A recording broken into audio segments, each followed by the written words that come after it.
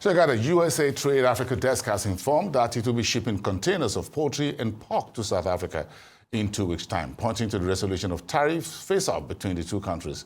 In a statement issued on Thursday, the South African government provided further clarifications on the continued engagement between Pretoria and Washington on a unilateral 30% U.S. tariff on South Africa imports that came into effect last Friday. Let's listen. Following the 30% unilateral tariff imposed by the United States, which came into force on the 7th of August 2025, government has been implementing a response anchored on 5 key elements. 1, continued engagements with the United States to secure a deal and reduce the tariffs. 2, the diversification of exports to alternate markets. 3, an economic response package to vulnerable companies and workers. 4, trade defense against import surge and dumping. And 5, demand-side interventions. Therefore, the press briefing this morning will provide an update on progress on these key elements. With regards to continued engagements with the U.S. to secure a deal and reduce the tariffs, Cabinet has approved that South Africa submits a revised offer as a basis for negotiations with the U.S. The new offer builds on the previous offer submitted in May 2025. The new offer substantively responds to the issues the U.S. has raised in the 2025 National Trade Estimates Report. South Africa has already addressed sanitary and phytosanitary measures in compliance with the biosecurity protocols affecting poultry. In this regard, South Africa granted market access under the conditional self-ban and self-lifting system. This will ensure that the U.S. is able to leverage the tariff rate quota of 72,000 tons already agreed in 2026. Secondly, with regards to blueberries, we've granted market access for states that are free of fruit fly and agreed to mitigation measures with those states with fruit fly. And also with regards to pork, in this regard, it is open, subject to the biosecurity requirements. Consequently, the USA Africa Trade Desk has informed us that it will be shipping containers of poultry and pork to South Africa in 2 weeks' time, which is testimony that these issues have been resolved. The shipments will come from the states of Georgia, Mississippi, California, North Carolina, and Alabama through the port of New Orleans in Louisiana, Savannah in Georgia, and Norfolk in Virginia. Other significant requests from the U.S. was that South Africa consider reducing tariffs as a way to address the deficit and tariff disparity with the European Union due to the SADC-EU Economic Partnership Agreement. South Africa continues consultations will identify specific lines to respond to this request. On the economic response package, Cabinet has endorsed the economic response package that includes the establishment of an export desk, which serves as a direct point of contact for affected companies. Since being operational, thus far, 23 companies have utilized the export support desks and were accordingly assisted.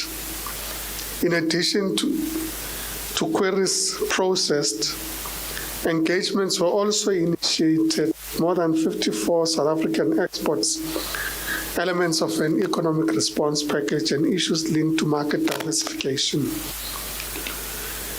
Measures to assist companies to absorb the tariffs and facilitate long-term resilience and growth strategies to protect jobs at the Export and Competitiveness Support Program will include a working capital facility and plant and equipment facility to address short to medium-term needs across all industries.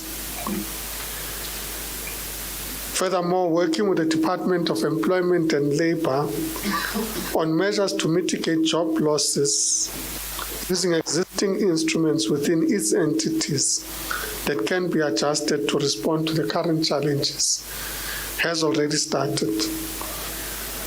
And following consultations with the Competition Commission, a block exemption for exporters has been introduced to enable collaboration and coordination amongst competitors. A draft block exemption will be published by the end of this week so that the process can be concluded expeditiously, and information will be available on the DTIC website. With regards to diversification of exports to alternate markets, the recent imposition of the 30% unilateral tariffs by the US on our exports is a significant policy shift that necessitates a clear and decisive response.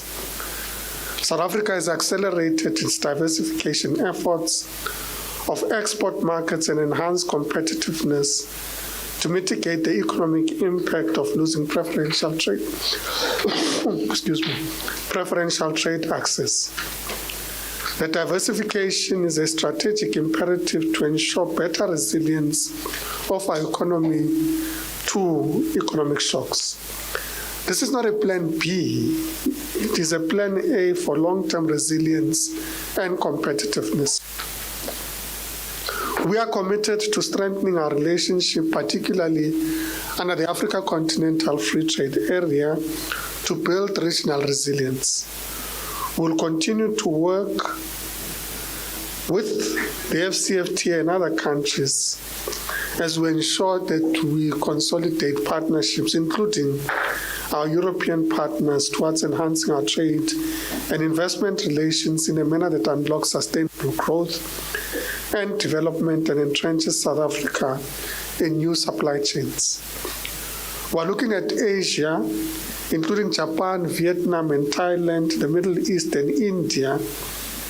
We are pursuing these markets because we see growing demand, existing negotiations, and a positive reception to South African products.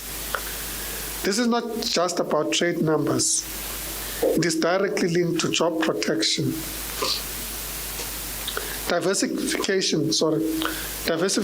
is about protecting rural livelihoods and sustainable agricultural growth for our people. To achieve this, government is deploying dedicated infrastructure for market expansion, including trade and agricultural attaches, increased export certification capacity, and a concerted effort to align our biosecurity standards with the requirements of these new markets. A high-level negotiating team, including both the DTIC and the Department of Agriculture, has been identified and is ready to engage the US towards a mutually beneficial agreement.